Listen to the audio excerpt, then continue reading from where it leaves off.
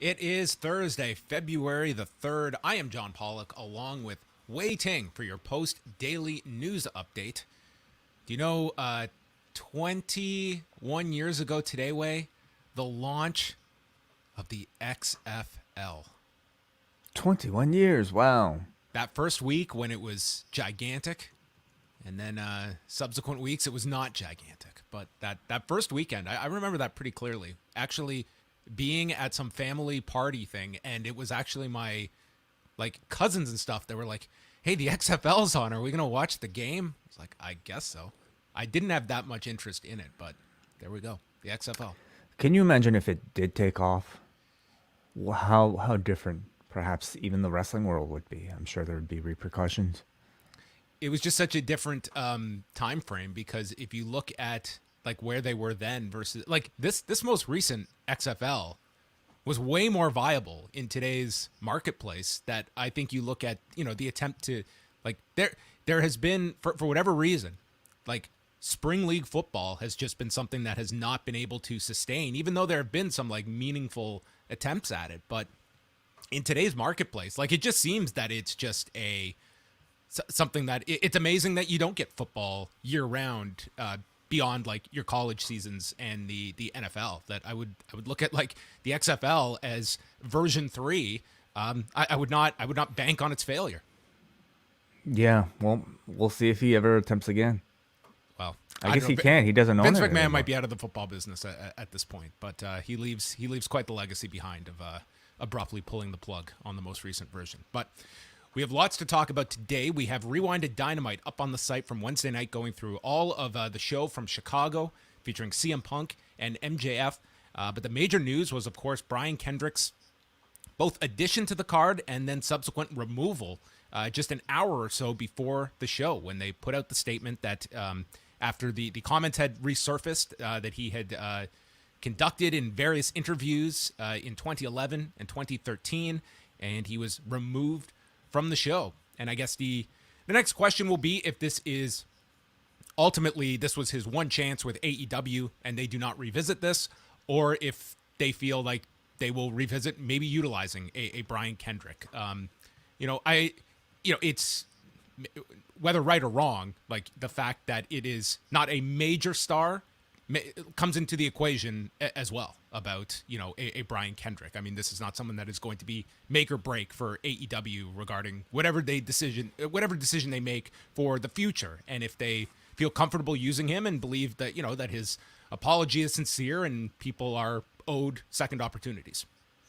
Yeah, and I think so much of that is, it comes down to how the audience will accept the apologies. I mean, we're talking about a time right now where I think it feels very difficult, for people to change their minds on people. But I'd like to think that we could be better than that, and that we do leave open the space for redemption stories if it is genuine, and it's tricky, but if It's always hard to decipher that, because we're not on a person-to-person basis with a lot of these subjects. So Yep. it's those closest to him are going to have obviously a much more favorable reaction to a Brian Kendrick, because they know the person and they will have a much better knowledge of how sincere that person is. So it's not always fair, I think, for the public to have to make that decision. But at the end of the day, this is a product that you are producing for the public, and who are they going to be most comfortable with? And it's a very, though, difficult time, and there are some that you are going to be more serious issues than others. But I think most people believe in a society that redemption should be part of it, that forgiveness should be something, when earned, is given. I hope so. But much of this I obviously starts with Brian Kendrick, and how much discourse he might be willing to engage in coming off of it. Again, I said yesterday, I'm not necessarily the person to accept the apologies. So, we'll see how well this plays. As always with cases like this, I think you're gonna see a lot of people who feel like the punishment was too severe, that AEW overreacted. But of course, if they did let him go on the show with all this stuff, can you imagine the backlash to that? So there's no way that AEW, I think, could have satisfied every single person. But I think a lot of people agree that Tony Khan really, did the right thing and didn't have such a, you know, either way, the repercussions I think would have been pretty bad. So really, just an unfortunate situation all around. And Brian Kendrick, I really feel like should have taken ownership prior even to the news breaking, or at least prior to his dismissal officially. So this seems like it's a start. He claims that these are not my beliefs and never were beliefs of mine. Well, what exactly do you mean by that? I mean, we see you saying that on camera. Like, were you playing a character? Was that what you meant, or did you actually believe what you said? And he needs to shed a bit more clarity on exactly what that means. Yeah, I think that's what taking ownership is. I mean, you were not dictated these statements. Whatever the circumstances were, those were your words. And yeah, and if you're playing a character, that's really no excuse, like it was anyway. There might be more to the story. It's the type of thing that I think a long form discussion medium would benefit from, rather than small tweets here and there. So, well, if he feels comfortable enough, hopefully we get that. Later on today, WWE is going to be putting out their Q4 and year-end earnings report, and then the main event, the earnings call with media analysts. We will have all of the most of the usual suspects on the call, including Nick Khan, that I think is the big draw on these calls. But this is expected to be their biggest year to date. So headline, WWE, they're going to make it, and I thought there were some interesting subjects over this last quarter, looking at them, Way, and I was going to throw out some subjects to you of not so much that maybe get introduced by the executives, but when the Q&A call occurs, if any of these subjects are addressed. So feel free to chime in on any of your thoughts here. This is not an executive, but it's fresh in everyone's mind, and I would be curious if Shane McMahon is addressed on this, and what is his status with the company, with the accepted belief that he was under a talent deal. He was not an executive, so it might not be someone that is going to have much of an impact to investors. But regardless, it is a McMahon, and if a McMahon is kind of on the receiving end of some kind of, being out of power, or at least being, on the outside looking in, that's going to have some intrigue, I think, among the business community, just because of his last name. Certainly, yeah. It's a sexy story, You, of course, the news broke, and immediately Succession comes to mind of Logan Roy continuing to give out punishment to his children, and nobody is safe, right? So it's an attractive headline for a company, but I don't know how much someone is just going to ask this, so that whoever answers, whichever person on the WWE side answers, someone will take that clip, probably me, and put the Succession music underneath it to play. I already did it for our story yesterday on the Instagram, but yeah, I don't know if it has any effect on the bottom line of the stock price, which is ultimately what these calls are about and what these investors are most concerned about. So this is more like a wrestling story. It's just, It's a McMahon involved. The last call, it was immediately followed the next day by the exit of Christine Salen as CFO, and now Frank Riddick is in that role. So that would certainly be something that I think at least they will address, and I'm sure they will state that we now have the team that is the greatest team we have ever assembled, greater than the last greatest team that we ever assembled when we proclaimed it last year. Yeah. What else are you gonna say, right? We're trying this guy out. He might not work out as well. We're going backwards a little bit, but yeah, I mean, I'm sure there'll be some words. Sure. The MLW lawsuit. Do you think that is brought up? That's a good question. Because that did get some traction outside of just your wrestling sites. Like there was Just if there's a question about that, I don't expect any kind of meaningful response, but just the idea of the topic being brought up. It got some traction for a day or two, maybe even up until the week, when depending on the circles that you're actually checking out news from. But I think they're no strangers to lawsuits, the WWE, and I think they'll pretty much deflect this one. I don't see. I wouldn't be surprised if it didn't get brought up at all. We also have, some of the highlights from the past quarter included, continuing a lot of this like product integration on screen with the Red Alert promotion at Survivor Series this quarter with Jackass Forever. Like I see those playing, like honestly, playing really well to people that are prospective, sponsors on the show. The idea of like you can just watch and it's like within a 24-hour period, you had Johnny Knoxville on SmackDown, and the next night it's like a cutaway to him and the Jackass crew at a UFC event, and that's going to be something WWE can promote that other places they cannot do what we can do with these outside people. Like Johnny Knoxville can come in, he can wrestle, he can do several weeks storyline. It's like that's going to be a huge feature, and I only see more of this kind of stuff that they are going to really hang their hat on, this kind of integration into their programming. Yeah, including maybe even some talents crashing the premiere, and perhaps working your angles on a red carpet, which is I think Sami Zayn was awesome in those. I thought those were great. Like honestly, the Jackass one, it's like you can see what it is, but to me, it was largely the whole promotion for Jackass was largely like well received. At least I don't think turned people off.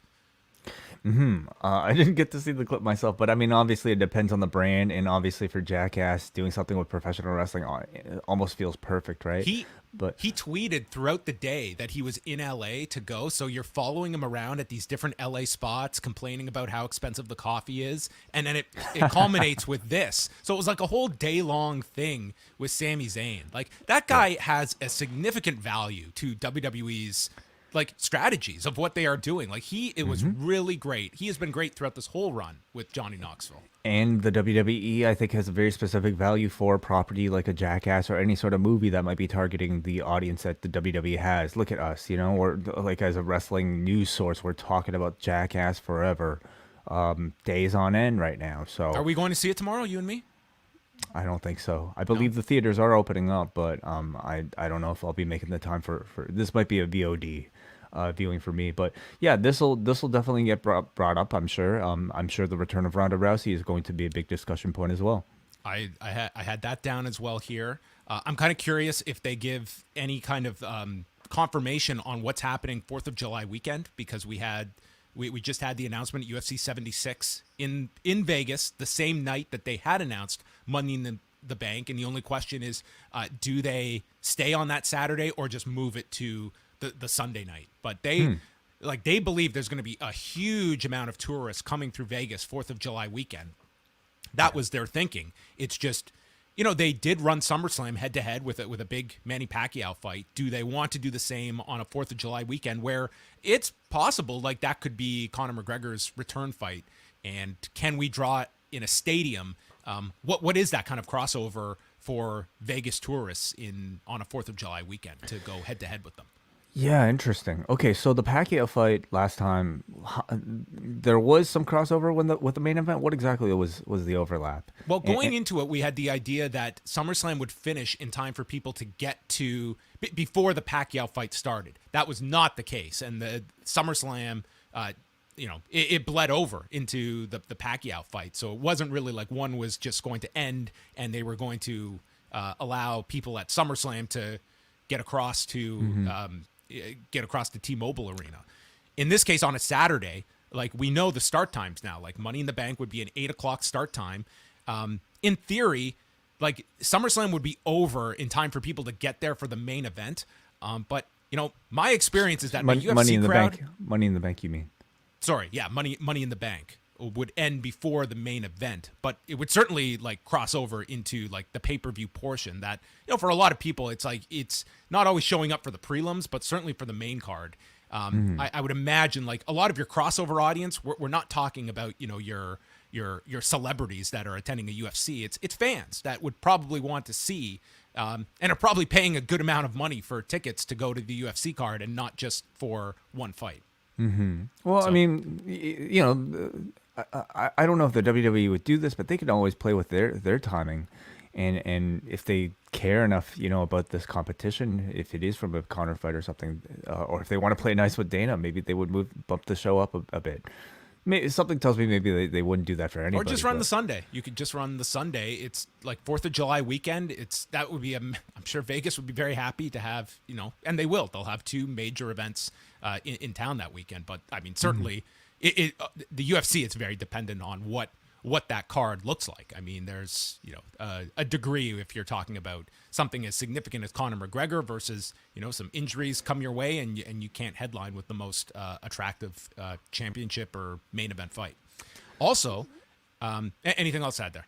Well, I wanted to ask you, how much do you think we get of, of course they announced the Disney deal for Indonesia. Yep. Do you think we get much more discussion about, potential deals in other countries with other streaming platforms?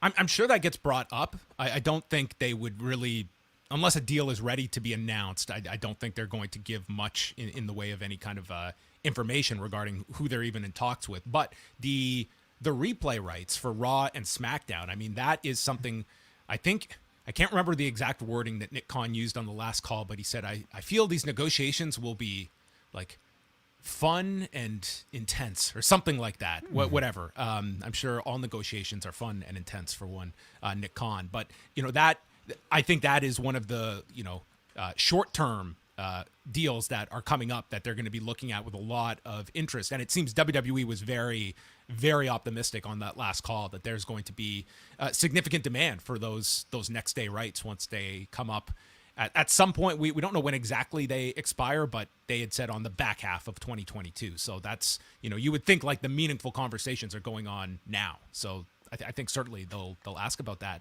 An outside chance of this being brought up, and it's only because it's become a really big story over the last week or two.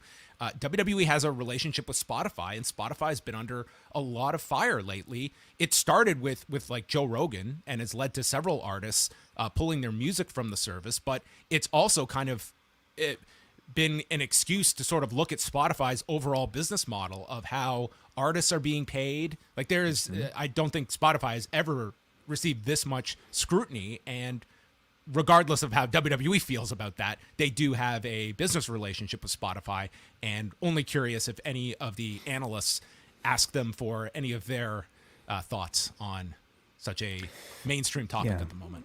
I mean, this topic about Spotify on either the Joe Rogan end or the musicians end, I mean, much of it is I think ethically and morality based, and I kind of feel like when it comes to these sort of issues, it's of minimal concern to the people that are on these calls, to minimal concern to the subject matter of these calls, unless there seems to be a direct effect on the bottom line. I don't really know if I see it getting brought up. I only see it as kind of a gateway to kind of assess WWE's role. Like this idea of pairing with Spotify was to really get their presence, their footprint in the podcast space. And I would say, like, just from an outsider looking at this, I would not say like they've really attacked podcasting in any significant way. It's like for one thing, I mean, unless you're Joe Rogan, they're not paying for your podcast to air on the thing. So it's not like, musicians where I think they have a real gripe because that's sort of the source of their income.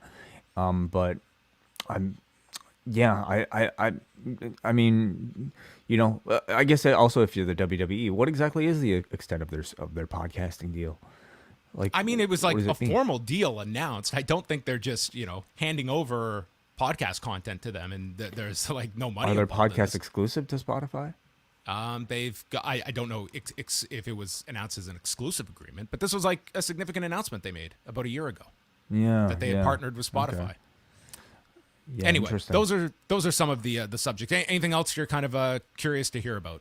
Today? I mean, as always, the end game of all of this is the upcoming or the rights deals that are probably up for negotiation when next year, John.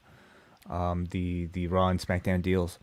those don't expire until end of September 2024. But I would say that Negotiation will be next year.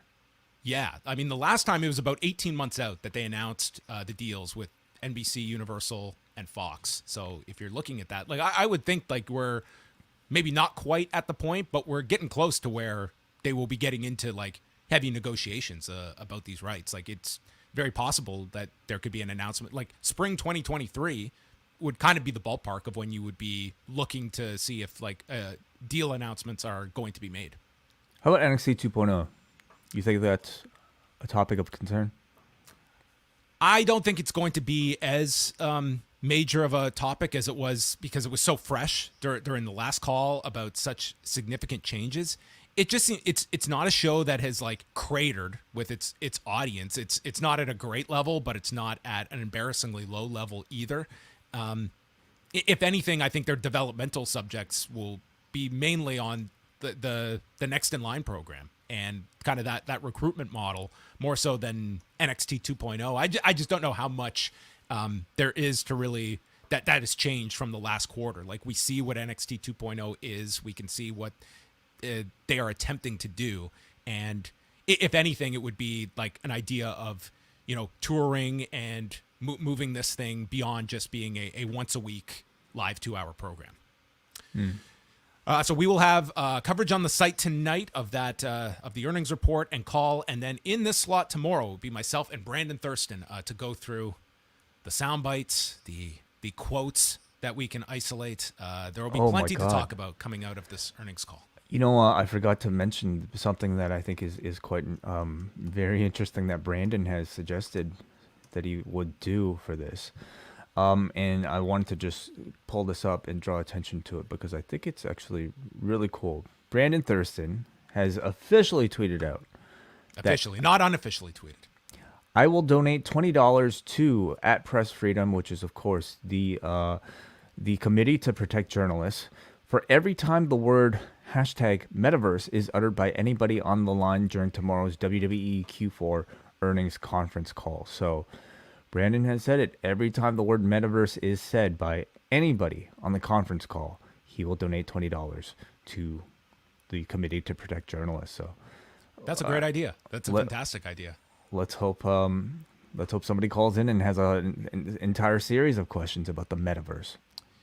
Hey guys, thanks so much for the time in this metaverse world. How are you guys attacking that metaverse? Nick Khan, I know that a lot of times the metaverse gets brought up a lot, but what does metaverse really mean in a metaverse sense? That's like $100 right there.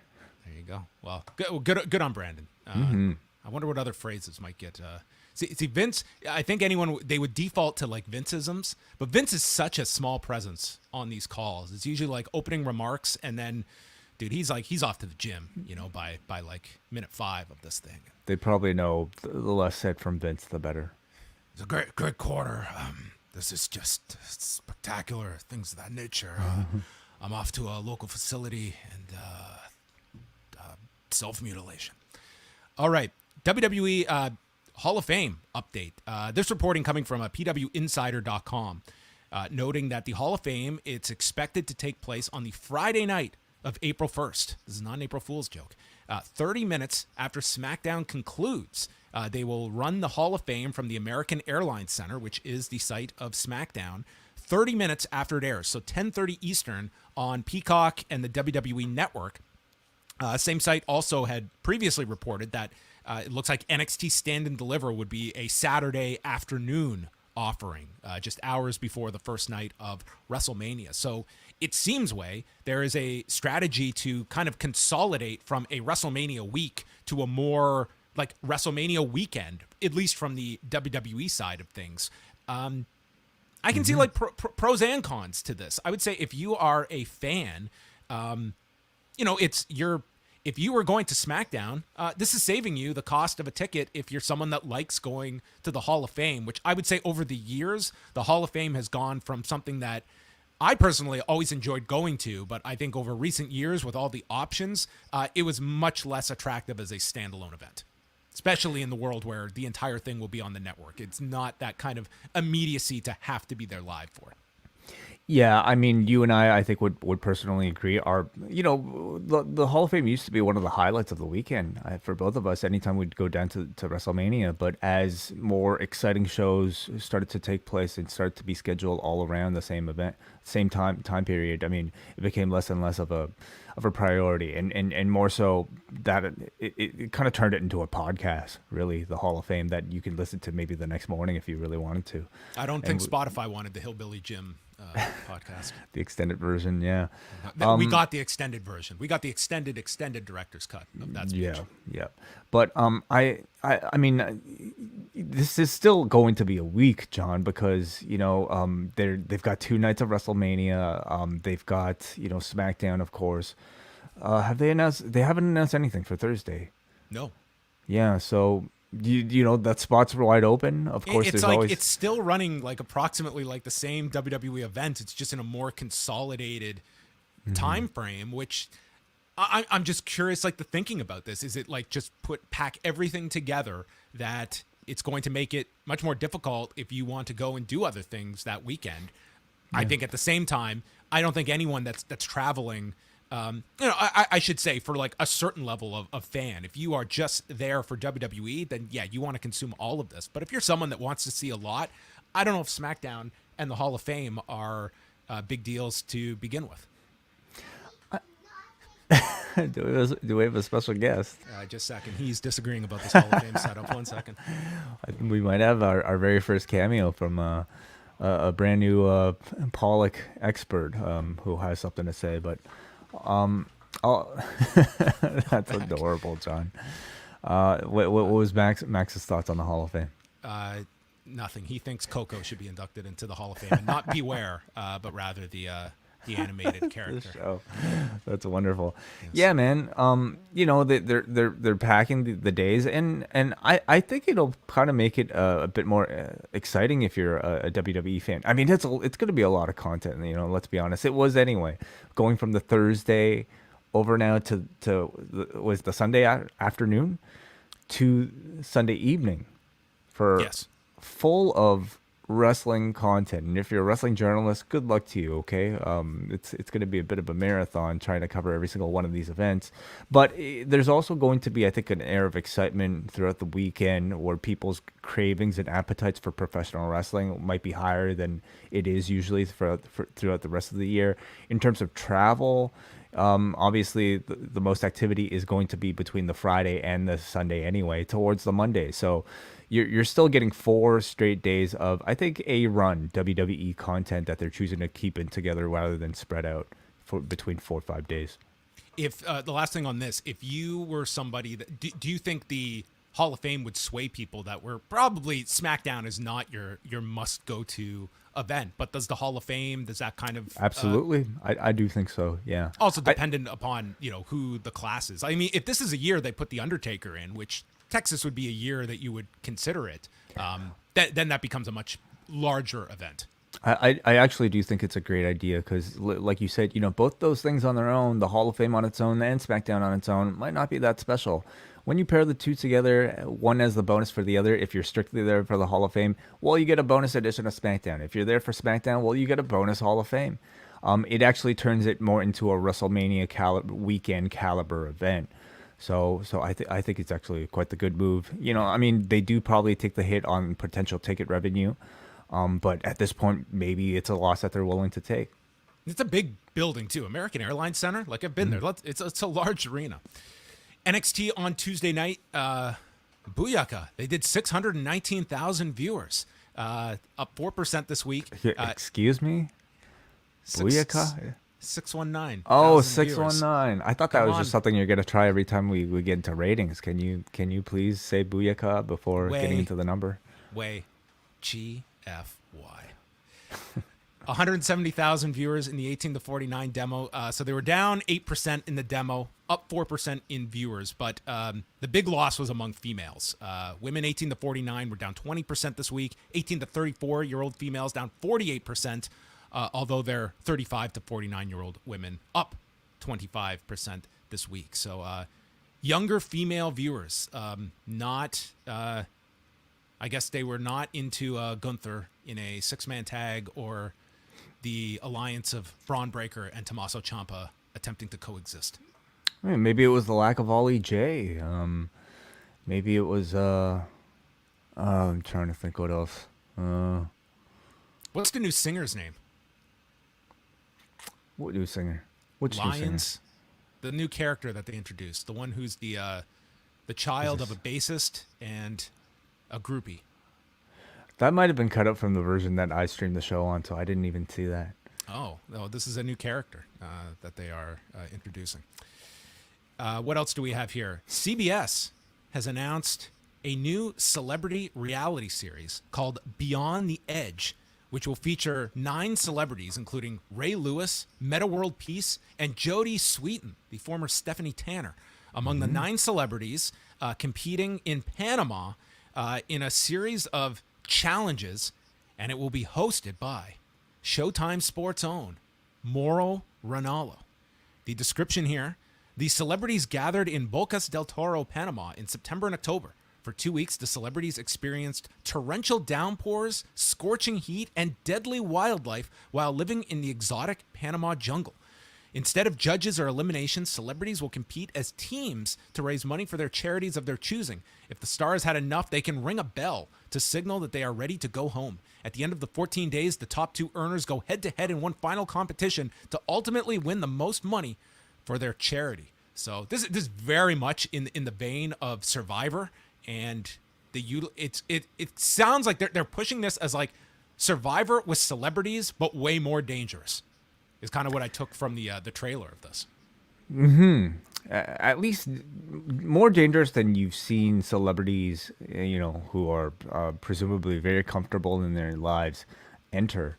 CBS is the home of Survivor, so I suppose it's not necessarily just something that you would consider somebody trying to jump on the same idea. But what's most exciting, of course, is the fact that Mauro Ranallo happens to be the host of this, and I think if you're familiar with Mauro in the combat sports space, I mean, he's obviously incredibly well versed and incredibly great at his job. But I think if you know him, he's also somebody who's incredibly attuned to pop culture and probably has done a great deal of research on every single one of these people. The fact that we get to see him even interact in the Panama jungle, I think will be incredibly fascinating as somebody who, I guess, is unfamiliar with seeing him outside of like that sort of territory at all. So I think that'll be fascinating. It'll be fascinating to see him interact with these celebrities. I'll at least check out, some episodes. I know he was very excited about doing this.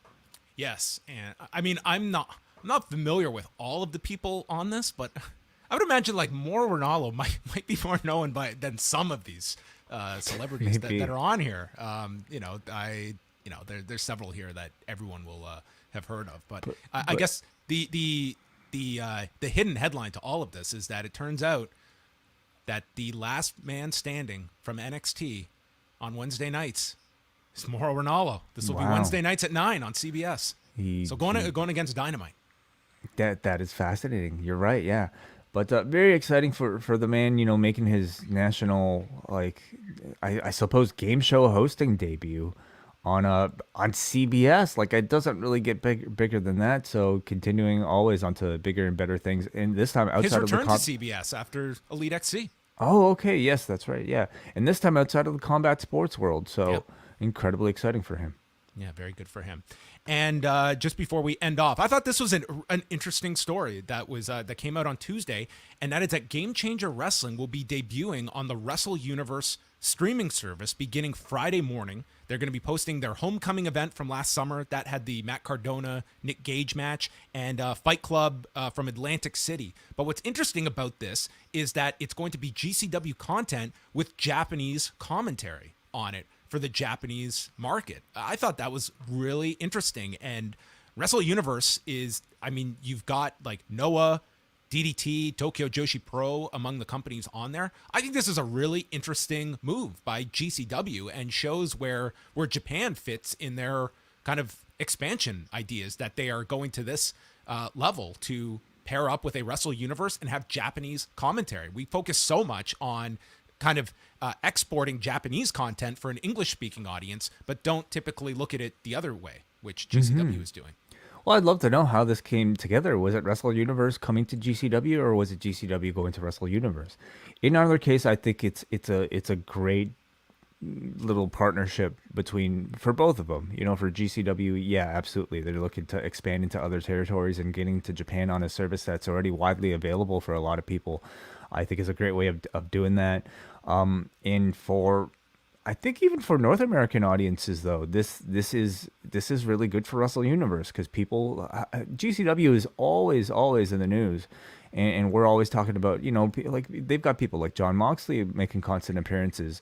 And for Wrestle Universe to be attached to that, for people who are looking to dip their feet into GCW but don't want to spend however much it is for a fight pay-per-view every month or so, well, here's some of their best shows in archive form. You might not get English commentary, but I think to some people that might actually be a benefit when it comes to GCW. So, you can at least feel the atmosphere. You can maybe hear somebody. Like, how is somebody going to do commentary for a Grim Reaper match in Japanese? That's going to be really fascinating to hear. Can you imagine, like, somebody calling the clusterfuck in Japanese? It's gotta make it better, don't you think? Did you see what someone did where they took the Johnny Knoxville forearm spot with AJ Styles and they put Japanese commentary over it? Like, it just inherently makes it sound so much better. Mm-hmm. So I'm very curious to see how this translates. It's just an interesting move. And for Wrestle Universe, I think they continue to really bolster the value. I mean, I believe it's like $8 a month, John? Yeah, something around like that. 8 to 9 a month. And to get so many of these promotions that people are on the more underground kind of like niche sort of conversations buzzing about in Noah and DDT and Tokyo Joshi Pro and now GCW as well.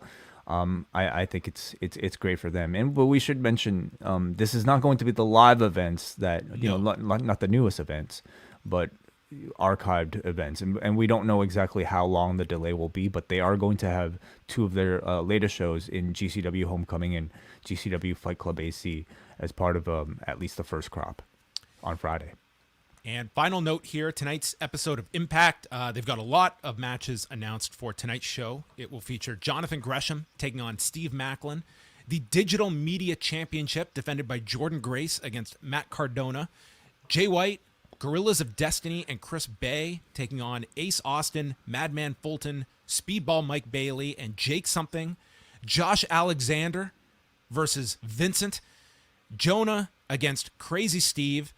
Bhupinder Gujar taking on John Schuyler. And then on Before the Impact, Raj Singh against Black Taurus. So quite a full lineup for Impact tonight that we will have coverage of on the website as we go into this weekend. So Wai, you will not be with us on Friday. You will be with us in spirit, of course. So I look forward to chatting with you Friday night on Rewind to SmackDown. We will have a review of SmackDown and Rampage coming at you 11:15 p.m. Eastern for all patrons, while the Post-Daily News Show, free for everybody on Friday, 1 Eastern, as Brandon Thurston of WrestleNomics will be joining me for a full breakdown of tonight's report and call. So Wai, before we get out of here, I do want to call attention to John Pontius, who in the chat room has sent us a $5 super chat, and he simply wants to say, appreciate what you guys do. Thank you very much, John, for... Is that his profile pic? That's like the most professional YouTube avatar I have seen. It's probably not him, maybe.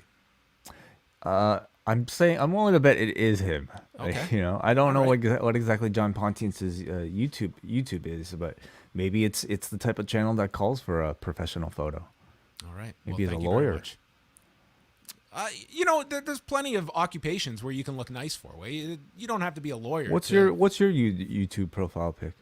I think it's from one of our Q&A shows, if I'm not mistaken. Oh, okay. Yeah. All right. Well, that looks professional.